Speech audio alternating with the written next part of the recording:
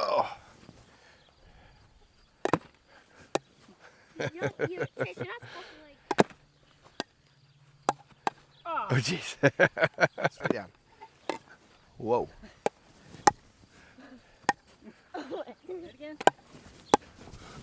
Oh.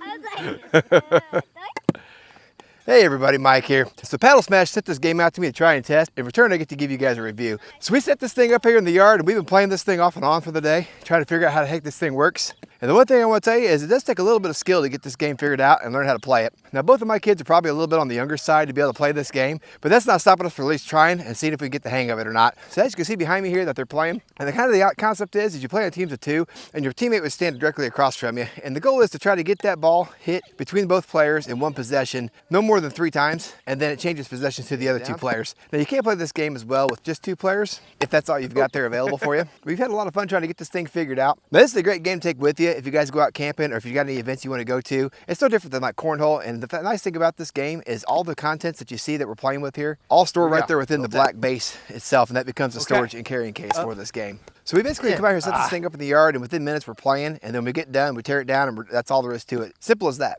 Now the other nice thing that Paddlesmash did was they had this game set up to where it's included with all 4 paddles and 2 pickleballs and the net you see here behind you. But if you've got your own pickleball paddles and balls, you could actually select their other option, which will save you a little bit of money. You can pick up just the Paddlesmash ring that you see behind me by itself. But other than that, we've had a lot of fun getting to know this game. There is a little bit of technique involved, but I think after a while we'll get the hang of it. That's all I've got for you on this one today, guys. Appreciate you watching. I'm gonna get back in the game. See ya. I want to keep playing. Hit it down. Oh.